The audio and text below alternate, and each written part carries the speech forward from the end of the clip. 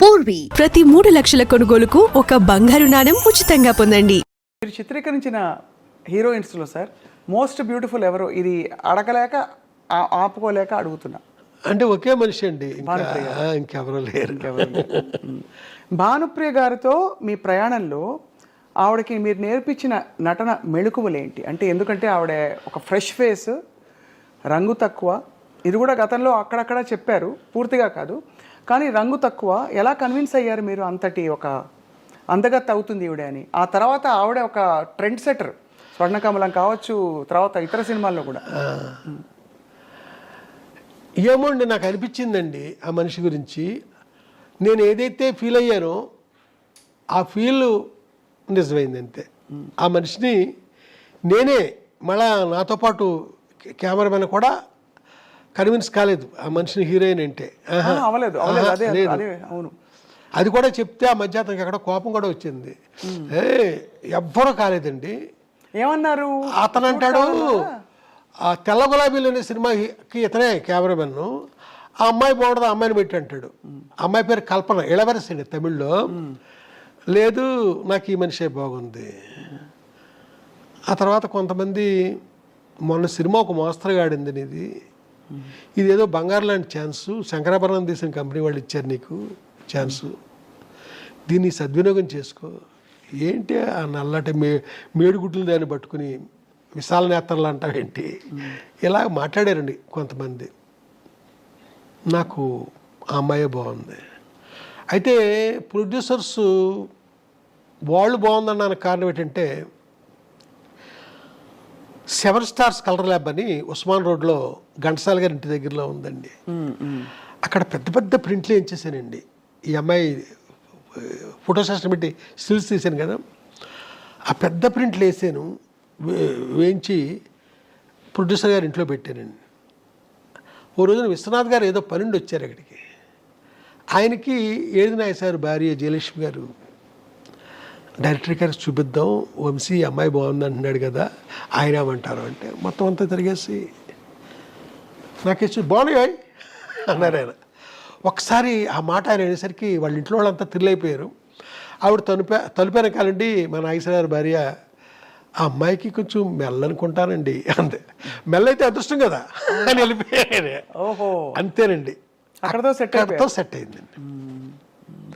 ఆ తర్వాత ఆ సినిమా తర్వాత బిజీ అయింది తను. సితార్ తర్వాత నేను అడిగాను, బిజీ అయ్యాట కదా నువ్వు అని.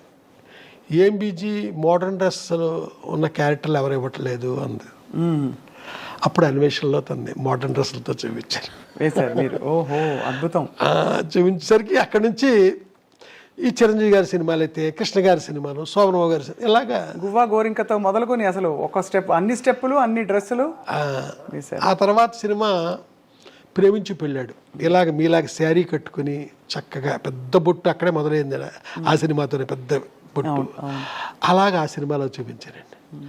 ఆ తర్వాత క్లాసికల్ డ్యాన్సర్గా ఆలాపన, అదే ఆఖరి ఫిల్మ్ ఆవిడతో.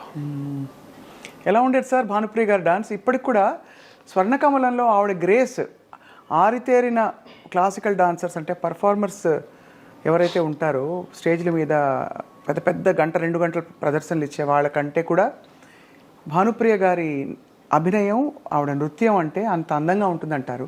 ఒక డైరెక్టర్ కళ్ళతో మీరేం ఫీల్ అయ్యారు ఆవిడ నటన? నేను ఫీల్ అవ్వడం కాదండి, ఒక్క హీరోయిన్తో మట్టుకి తన, అంటే ఇక్కడ మీకు ఒకటి చెప్పాలి, భానుప్రియ అది ఫోర్స్ అండి, వాళ్ళ చెల్లెలది గ్రేస్. విపరీతమైన ఫోర్స్తో చేస్తాడు తను. వాళ్ళ చెల్లెలు చాలా గ్రేస్తో చక్కగా చేస్తుంది, శాంతిప్రియ. అది అంటే అమ్మాయికి నేను నిశాంత అని పేరు పెట్టాను, వాళ్ళు మార్చుకున్నారు అనుకుంటా, తర్వాత శాంతిప్రియ అని పక్కన పెట్టండి, అది అప్రస్తుతం. అయితే ఒకే ఒక హీరోయిన్తో భానుప్రియ డ్యాన్స్ గురించి మాట్లాడాను. ఆ అమ్మాయి కూడా తలంచి అద్భుతం కదండి ఆ భానుప్రియ.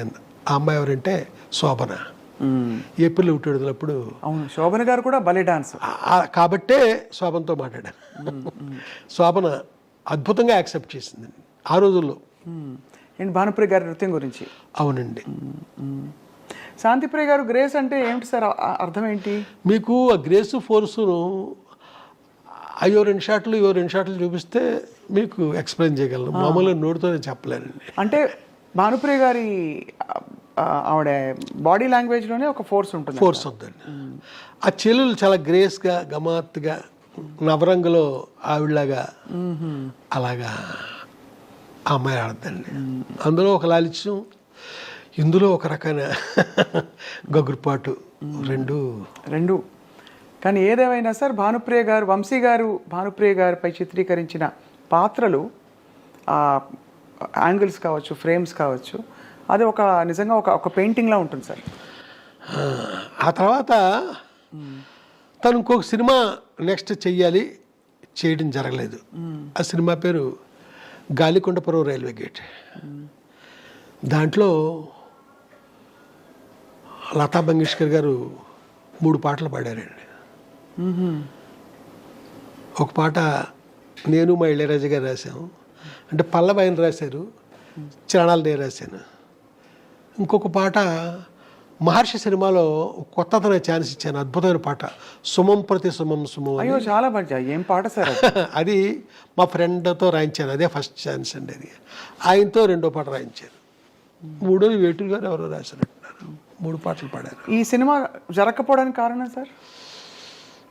జరగకపోవడానికి కారణం ఏంటంటే వెంకటేష్ గారు హీరో అనుకున్నామండి.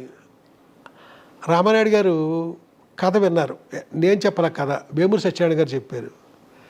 విని ఇది హీరోయిన్ కనపడుతుంది ఆ కథ అంతాను, మా అబ్బాయిని ఒక కమర్షియల్ హీరోగా నేను ఇచ్చేద్దామని కొత్తగా తీసుకొచ్చాము, మా అబ్బాయి ఇలాంటి వాటిలో యాక్ట్ చేస్తే కాదు కదా. ఆ తర్వాత ఇది హిచ్కాక్ సినిమా లాంటి సినిమా కథ, ఇది డైరెక్టర్ పేరు వస్తుంది, లేదా హీరోయిన్ పేరు వస్తుంది, మా అబ్బాయిది ఏముంది దీంట్లో, ఏమైనా మంచి కథ పట్టరండి, ఇది వద్దు ఆయన అన్నంతో ఆ ప్రొడ్యూసర్లు.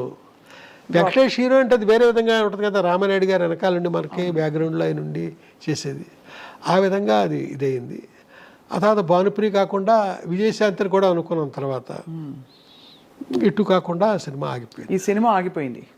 తర్వాత భానుప్రియ గారితో మీరు పనిచేయడం జరగలే కదా సార్? లేదండి, జరగల. అదొక గొప్ప. అంటే ఇప్పుడు నేను తొందరలో సినిమా చేయబోతున్నాను, దాంట్లో ఒక అమ్మవారి క్యారెక్టర్ ఉందండి.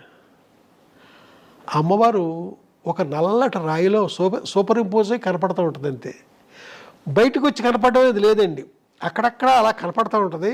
అది అమ్మవారి గెటప్పులో ఓన్లీ క్లోజప్ అంతే. అది భానుప్రియ అనుకుని నేను కథ రాశాను, అది ఆ వద్ద ఫ్యూచర్లో చూడాలి అంతే. మీకు ఆ రాయిలోనే కనపడుద్ది, బయటకు వచ్చి అవన్నీ ఏమీ లేవండి. బ్లెస్ చేస్తూ ఉంటే చాలా ఇంపార్టెంట్ క్యారెక్టర్. ఆ రాయిలే, ఆ నల్లటి రాయి అండి, అక్కడ భానుప్రియ గారి పాత్ర ఉంటారు. తన క్లోజ్ సూపర్ ఇంపోజ్ అయ్యి ఉంటుందండి. అక్కడ ఆ అమ్మవారి పేరు పొంతలో ముసలమ్మ తల్లి. పొంతలో ముసలమ్మ తల్లి. అంతేనండి, తప్ప ఇంకా మనకి ఎక్కడ. అడిగారా సార్ భానుప్రియ గారిని? అంటే లేదండి, ఆవిడతో మాట్లాడి ఆవిడ చూసే ఒక 35 ఏళ్ళు 38 ఏళ్ళు అయింది ఆవిడ చూసి. ఆవిడతో ఎప్పుడు మాట్లాడింది కూడా ఎప్పుడు లేదండి. వాళ్ళ నెంబర్లు కూడా నా దగ్గర లేవు.